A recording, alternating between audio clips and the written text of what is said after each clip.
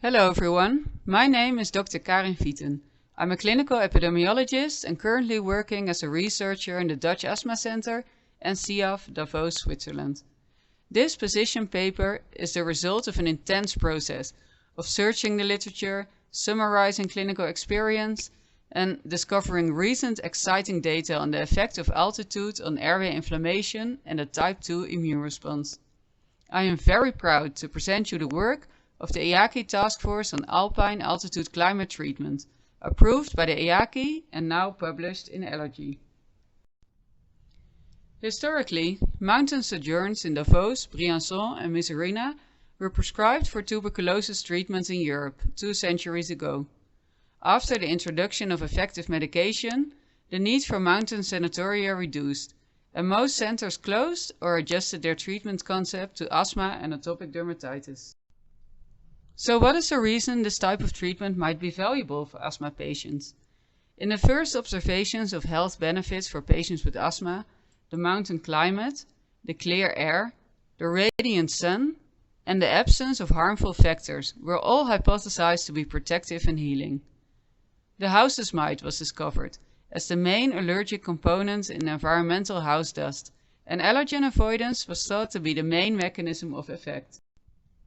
There are several differences between sea level and the alpine altitude climate.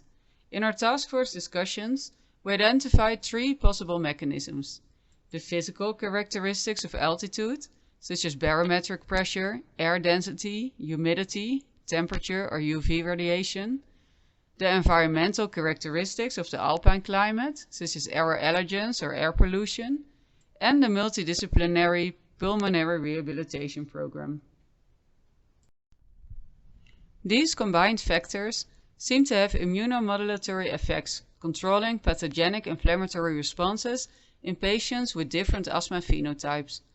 One of the most striking observations is the rapid reduction of blood eosinophils and FeNO, and the reduced type 2 immune response.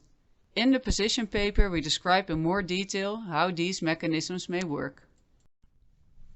Our task force searched the literature and identified 45 clinical studies. These studies were mostly observational.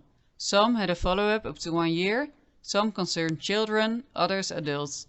There were 2 systematic reviews with FEV1 and PC20 as outcomes. Studies reported clinical improvement in asthma control and asthma-related quality of life, fewer exacerbations and hospitalizations, a reduced need for oral corticosteroids, improved lung function, decreased airway hyperresponsiveness, improved exercise tolerance, and improved sinonasal outcomes. To summarize, alpine altitude climate treatment represents a valuable therapy for all those asthma patients, irrespective of their phenotype, who cannot achieve optimal control of their complex condition, despite all the advances in medical science and treatment according to guidelines. However, there are still many unknown factors, such as which is the most contributing factor, which molecular mechanisms underlie successful ACT, which patients profit most, and what are the long-term effects. Our task force continues, and so feel free to reach out and join us. Thank you.